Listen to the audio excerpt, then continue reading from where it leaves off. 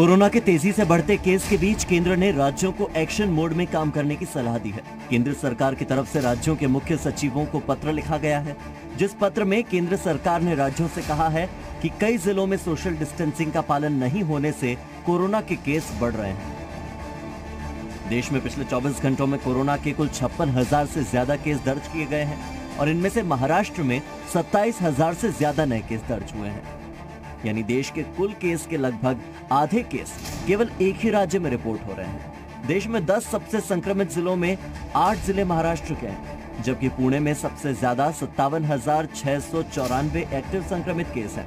महाराष्ट्र में संक्रमण की दर 23% है, जबकि पंजाब में 8.82%, दिल्ली में 2.8% और देश का औसत संक्रमण दर 5.5% है। इधर पंजाब में भी कोरोना के मामले काफी तेजी से बढ़ रहे हैं। पंजाब में पिछले 24 घंटे में कोरोना के 2,210 नए मामले सामने आए, जबकि पिछले 24 घंटों में ही 65 लोगों की मौत हो गई।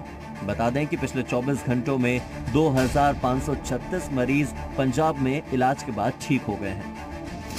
केंद्रीय स्वास्थ्य मंत्रालय ने पंजाब में टेस्टिंग नहीं बढ़ाए जाने पर भी नाराजगी जताई है, क्योंकि पंजाब में भी कोरोना के केस लगातार बढ़ते जा रहे हैं। पंजाब में भी फरवरी के दूसरे सप्ताह में 240 केस औसतन प्रतिदिन आते थे। ये संख्या बढ़कर अब 2,742 केस हो गई है। मध्य प्रदेश में भी बढ़ते कोरोना मामलों को देखते हुए मध्य प्रदेश सरकार ने नई गाइडलाइंस जारी की है।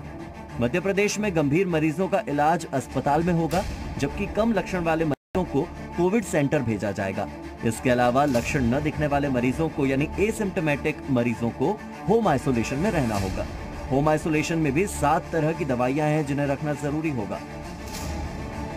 नियमों में बदलाव की वजह यही है कि मध्य प्रदेश में संक्रमण की दर 7.82% है, यानी यहाँ भी मामले काफी तेजी से बढ़ रहे हैं। मध्य प्रदेश में पिछले 24 घंटों के दौरान 2,173 कोरोना के नए मामले सामने आए, जबकि कोरोना से 10 लोगों की जान चली गई।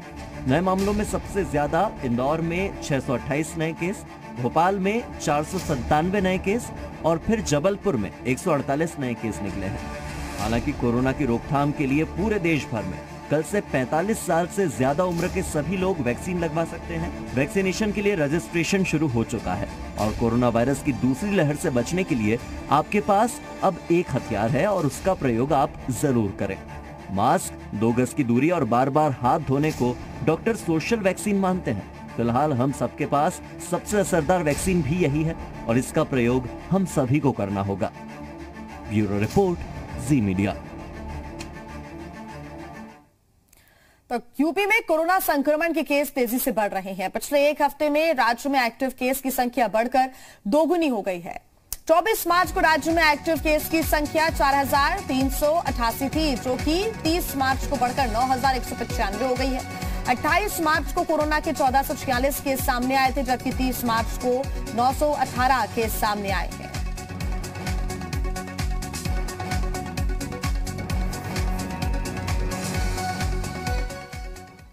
कोरोना संक्रमण के बढ़ते खतरे को देखते हुए उत्तराखंड शासन ने सख्त दिशा निर्देश जारी किए हैं। आज रात से बिना कोविड नेगेटिव रिपोर्ट के कुंभ क्षेत्र में प्रवेश नहीं मिलेगा। कुंभ क्षेत्र में प्रवेश के लिए पहले से रजिस्ट्रेशन कराना होगा। 60 साल से अधिक उम्र के लोगों को कुंभ क्षेत्र में प्रवेश नहीं दिया जाएगा। आज रात से राज्य से सभी सीमाओं पर रैंडम चेकिंग होगी। Railway station, airport, border check post पर भी चेकिंग की जाएगी।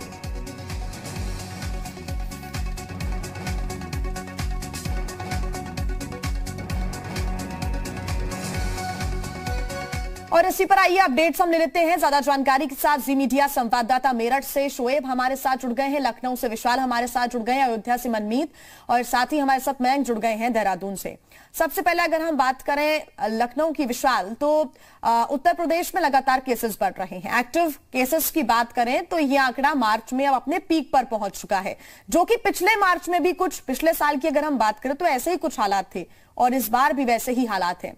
लॉकडाउन के लिए हालांकि सरकार आगे कदम नहीं बढ़ा रही है, क्योंकि उससे आर्थिक स्थिति पर दिक्कत हो सकती है, लेकिन लोगों को भी यह समझना होगा कि सतर्कता बरतेंगे तो ही सुरक्षित रह पाएंगे।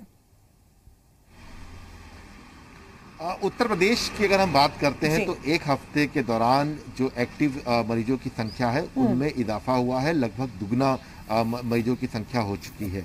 ऐसे में यूपी सरकार के सामने सबसे बड़ी चुनौती ये है कि तमाम लोगों को इस बात को लेकर लगातार अवेयर करते रहें कि लोग मास्क पहने, इसके साथ साथ सोशल डिस्टेंसिंग का पालन करें। परसों होली का त्यौहार था और होली के त्यौहार पर तमाम जगहों पर ऐसी तस्वीरें सामने आई थी जहां पर बिल्कुल स्पष्ट दिखाई पड़ रहा था कि सोशल डिस्टेंसिंग पूरी तरह से लोग भूल चुके थे, हजारों की संख्या में इकट्ठे हुए थे। यहाँ तक कि सीएम योगी आदित्यनाथ ने इस बात को लेकर ये लोगों से अपील की थी कि लोग इस बार होली अपने घरों में मनाएं, सोशल डिस्टेंसिंग का पालन करें, एक दूसरे पर रंग लगाने से बचें। लेकिन तमाम अपीलों के बावजूद भी लोग नहीं माने और यही नतीजा है कि अब धीरे धीरे एक्टिव बिल्कुल लापरवाही का जो खामियाजा है वो कहीं ना कहीं भुगतना भी पड़ रहा है, क्योंकि आंकड़े लगातार बढ़ते जा रहे हैं। मेरठ से शुएब भी हमारे साथ लगातार जुड़े हुए हैं। शुएब, मेरठ की बात करें, आसपास के क्षेत्रों की बात करें, किस तरह की तैयारियां प्रशासन की है और लोगों की जो रिएक्शन है कोरोना को लेकर, उनकी जो गाइडलाइंस को पालन करने की जो बात लगातार प्रशासन कर रहा है, क्या लोग उसका सहयोग कर रहे हैं? देखिए जिया, प्रशासन की तरफ से दावे तो किए जा रहे हैं, लेकिन हमने परसों ही होली से एक दिन पहले ही एक रियलिटी चेक किया था। बस अड्डे हम पहुंचे थे क्योंकि होली के मौके पर दूर दूर से लोग मेरठ में आए, चाहे आसपास के इलाके हैं तो मेरठ ही वो लोग आते हैं, चाहे दिल्ली हो, दूसरी जगहों से भी। लेकिन किसी भी तरह की जो व्यवस्थाएं हमें बस अड्डे पर नजर नहीं आई। हालांकि जो स्वास्थ्य विभाग है वो इस बात को कहता रहा है कि वहां पर टेस्ट किए जा रहे थे जो बाहर से आने वाले लोग हैं। डर इस बात का क्योंकि कल 21 मामले मेरठ में सामने आए और एक शख्स की मौत भी हुई कोरोना की वजह से। डर इस बात का है कि अब होली का जो त्योहार है वो बीता है, यकीनन होली मनाई गई, लोग एक दूसरे से मिले भी, सोशल डिस्टेंसिंग का जिस तरह से पालन होना चाहिए था वो नहीं हो पाया।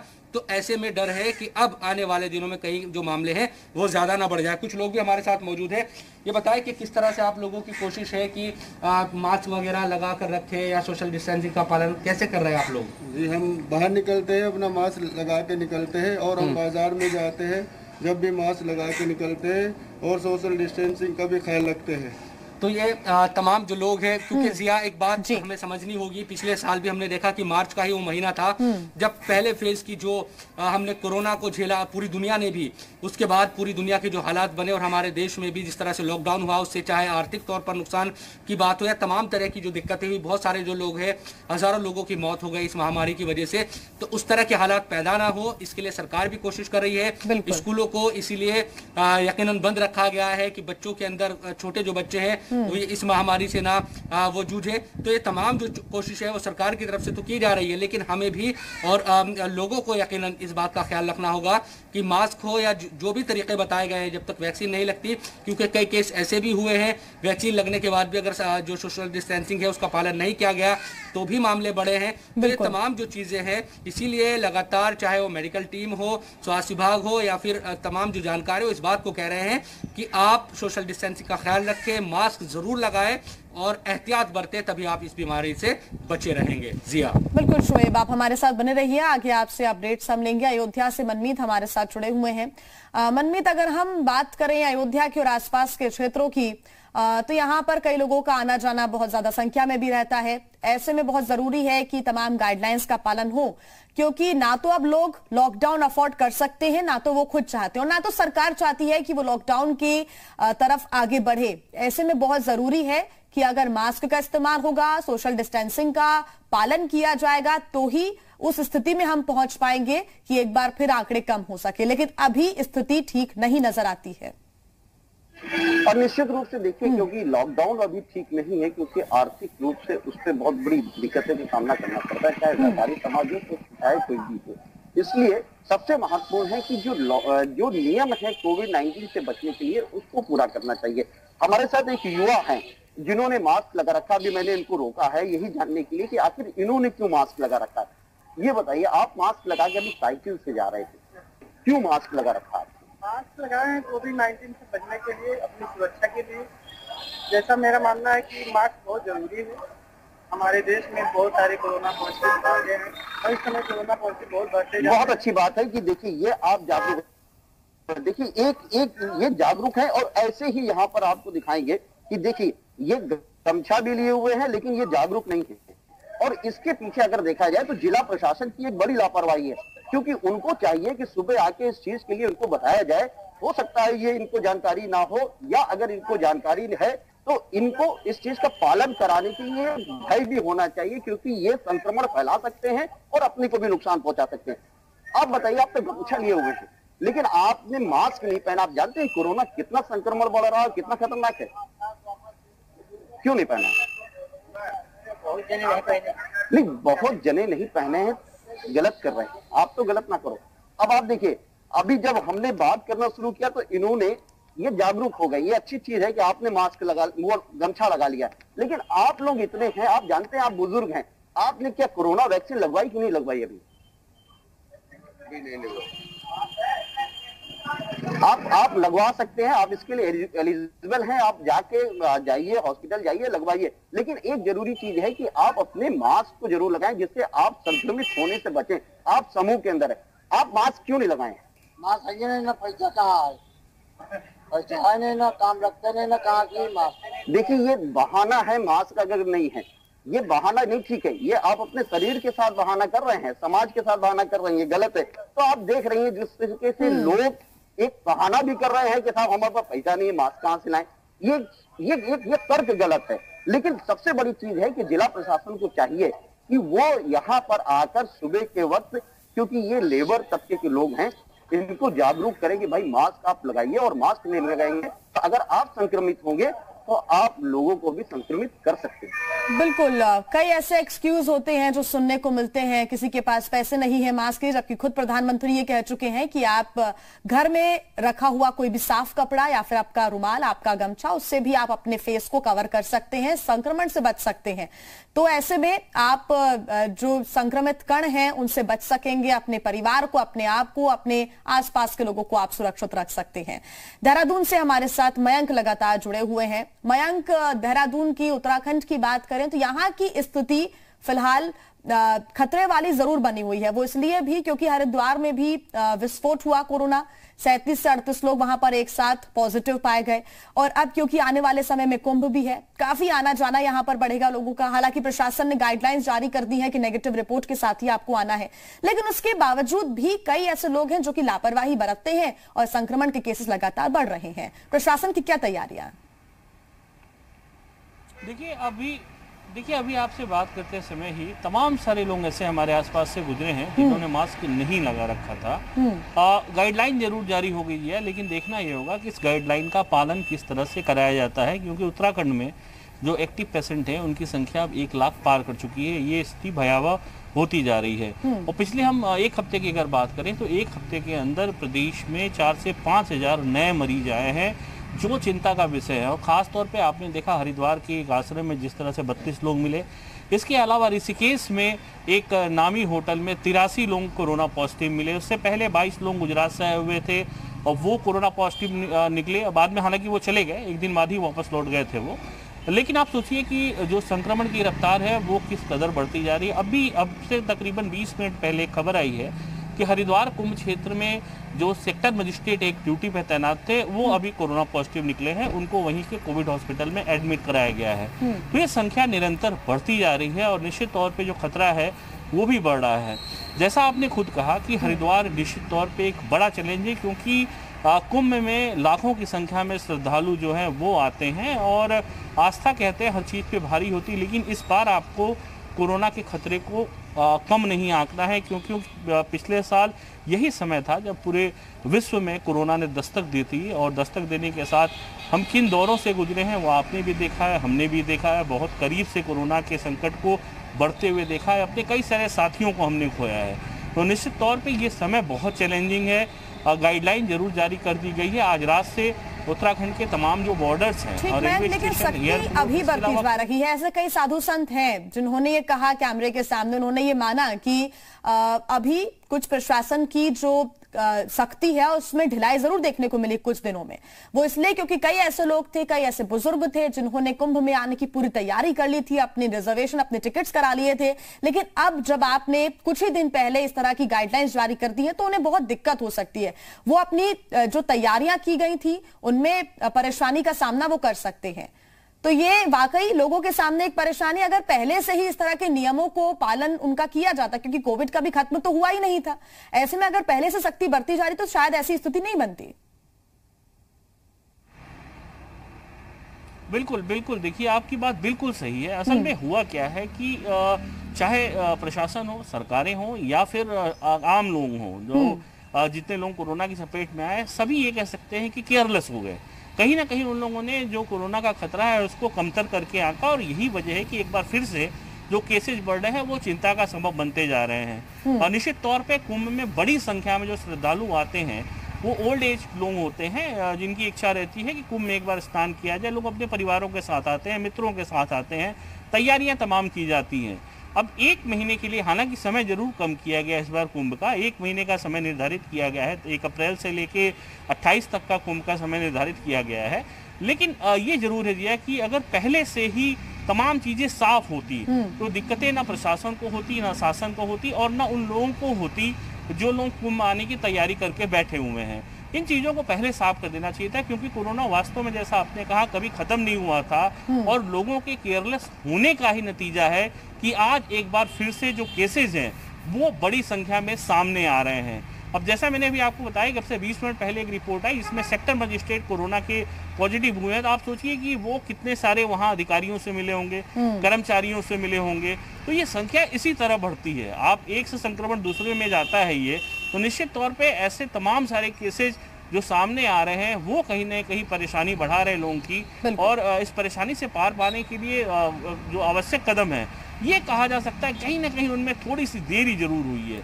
इसको पहले से ही सख्ती से अगर लागू कर दिया गया होता तो संभवतः लोग सतर्क रहते, और जो एक लोग कंफर्ट जोन में आ गए कोरोना को लेके, वो नहीं होता।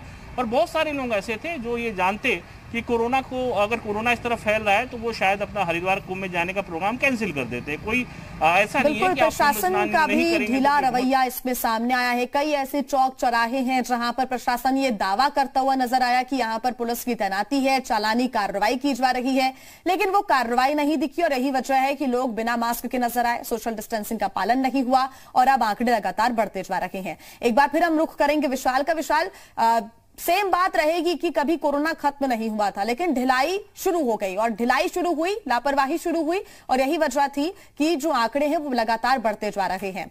लखनऊ हो या फिर आसपास के क्षेत्र हो, यहां की बात करें तो क्या प्रशासन उतना मुस्तैद हर चौक चौराहों पर, या फिर नजर रखते हुए प्रशासन का फोकस क्या रहता है इस चीज पर कि कोई मास्क लगाया हुआ है या फिर सोशल डिस्टेंसिंग का पालन कर रहा है या फिर नहीं? देखिए, एक चीज तो बिल्कुल साफ है कि चाहे वो उत्तर प्रदेश हो चाहे उत्तराखंड हो, आदेश जरूर जारी कर दिए जाते हैं, लेकिन हकीकत ये है कि उन आदेशों का पालन नहीं हो पाता है, और ये बिल्कुल संभव भी नहीं है। अगर आप टेस्टिंग की बात करते हैं कि बस स्टेशन पर, रेलवे स्टेशन पर लगातार टेस्टिंग होगी और टेस्टिंग करने के बाद ही किसी को जाने दिया जाएगा, तो अमूमन अगर आप बस स्टॉप पर देखिए तो जो बस चालक होते हैं वो बस स्टॉप से थोड़ा दूर पहले ही बस रोक देते हैं, यात्री वहां पे उतर जाते हैं। तो ये एक तस्वीर होती है। तो अगर वो यात्री पहले ही उतर जा रहे हैं तो बस स्टॉप तक पहुंच ही नहीं रहे, तो उनकी सैंपलिंग कैसे होगी? इसके साथ साथ तमाम जगहों पर आदेश जरूर होते हैं कि चौराहों पर चेकिंग की जाएगी, मास्क जो नहीं पहने होंगे उनके ऊपर कार्रवाई की जाएगी, लेकिन हकीकत ये है कि तमाम जगहों पर लोग लापरवाह हो चुके हैं।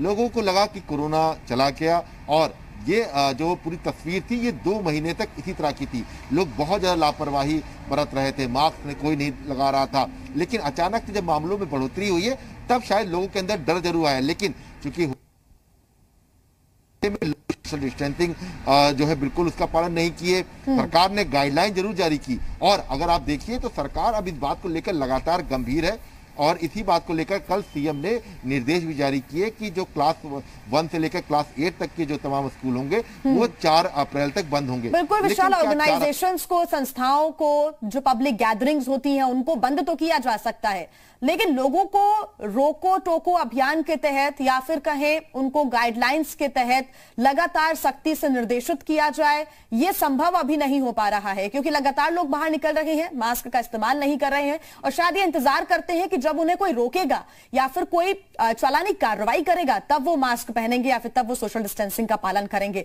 लेकिन हमारी भी यही अपील है लोगों से कि वो इसका इंतजार ना करें या फिर किसी और क्षेत्र से अपने क्षेत्र की तुलना ना करें, किसी और से अपनी तुलना ना करें। वो खुद की सुरक्षा खुद करें, अपने समाज की सुरक्षा खुद करें, अपने परिवार की सुरक्षा खुद करें, मास्क का इस्तेमाल करें, सोशल डिस्टेंसिंग का पालन जरूर करें। बहुत धन्यवाद आप सभी का हमारे साथ जुड़ने के लिए, तमाम जानकारी के लिए।